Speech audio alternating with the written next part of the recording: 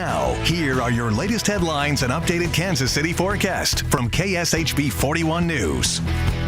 I'm Caitlin Canoe with KSHB 41 News. Here's a look at your headlines. Johnson & Johnson has announced a 2-dose version of its coronavirus vaccine is 94% effective in protecting against symptomatic infection.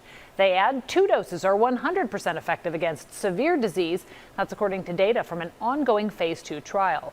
So far, the company's shot has been administered to nearly 15 million Americans as a single dose. The Spring Hill School District is being called out for an increase in COVID-19 cases. The Johnson County Department of Health and Environment sent a letter to the district comparing it to other districts in the county. It recommends school leaders revisit the county's recommendations for preventing the spread of COVID in schools.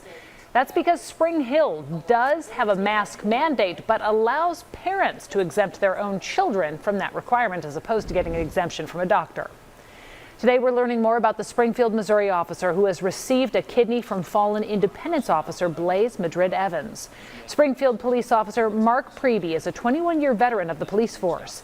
He was paralyzed in June of last year after he was intentionally hit by a vehicle outside police headquarters.